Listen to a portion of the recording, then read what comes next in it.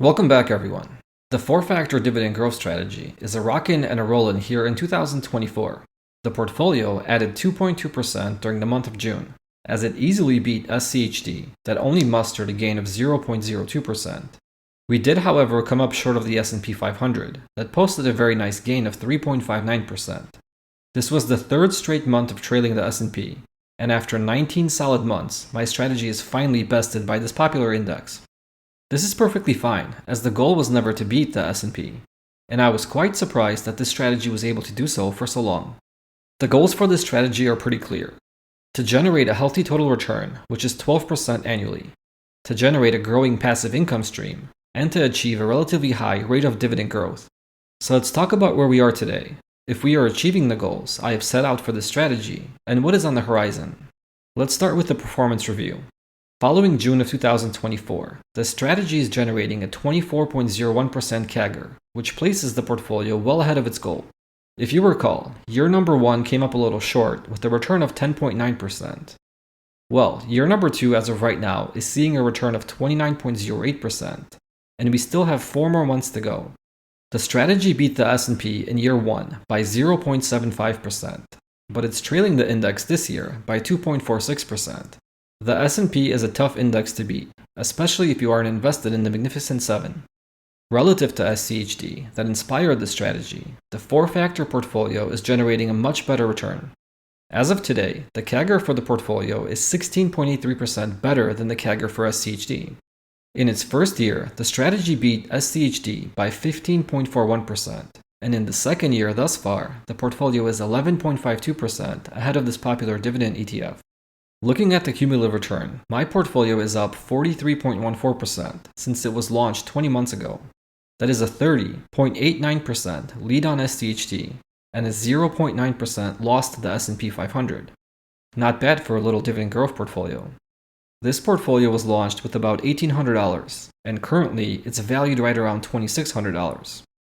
I have invested more money into this strategy in other accounts, but I like to use this small portfolio to track the strategy, because it's the original four-factor portfolio, and not adding any more money to this portfolio makes it a lot easier to track the returns, dividend growth, and everything else I am keeping tabs on. In the dividend department, the portfolio paid out $3.98 during the month of June. This was a 9.94% increase relative to June of 2023. In fiscal year 2, the portfolio has paid out $40.57 in dividends. This does include some early July dividend income as well. So we are very close to matching dividend income from fiscal year 1 of $41.29, with another nearly 4 months to go. Suffice it to say, there will be some decent dividend growth realized in fiscal year 2. I prefer to track the dividend growth rate for this strategy by comparing the forward annual dividend income as of today relative to when the portfolio was launched. As of today, the portfolio is projected to pay out $56.59 in dividends annually. At portfolio launch, this figure was $46.79. That's a 20.94% increase, and if we annualize this figure, we come up with a 12.09% annual rate of dividend growth. I'd like to see this figure stay in the double digits, but we'll have to see how long this rate can be sustained. As of today, the portfolio has an effective dividend yield of 2.01%, which may not seem all too attractive, but this is more of a growth-oriented strategy and not a high-yield strategy. I think a 2% yield is pretty respectable, given the performance this portfolio has seen. I know this yield is not impressive, and it doesn't quite stack up to SCHD that yields close to 3.7% today. However, I hypothesize that in due time, this strategy will be able to match and perhaps exceed SCHD in terms of dividend income, due to the higher total rate of return. I've been tracking this in Excel to see if the portfolio is moving in the right direction. Basically, I'm keeping track of how this same amount of capital would have performed had I invested in SCHD on November 1st, 2022, instead of the four-factor strategy. The value of the mock SCHD portfolio at the end of June would have been just shy of $2,000, so about $600 lower than the actual portfolio. And in the dividend income department, the latest increase from SCHD has set the catch-up phase for the four-factor strategy back a little. In quarter 4 of 2023, my portfolio delivered just 12.7% less dividend income than SCHD. This was somewhat of an anomaly due to the annual rebalancing and the portfolio capturing more dividends than expected. In quarter 1 of 2024, the margin of difference was 20.54%. This was still an improvement over the past quarters, as the margin of difference for the majority of year 1 was about 30%. I know SCHD technically paid its dividend on July 1st, but I lumped it into the Q2 total in my tracker since this was the Q2 dividend after all. My portfolio came up 38.68% short of SCHD last quarter, which was a little bit of a setback. However, the dividend trend for my strategy is still moving in the right direction in year number 2. In year 1, the dividend income gap to SCHD was 36.11%. Year 2, as of early July, stands at 26.76%, which is nearly a 10% improvement. Technically, this comparison won't be accurate until the end of July, as my strategy is always running 1 month behind SCHD in dividends. Since my strategy runs from November to October, the fiscal years are always 1 month behind SCHD in the dividend department. I'll be curious to see where we are come October of 2024, and how long it will take for this strategy to catch up to SCHD.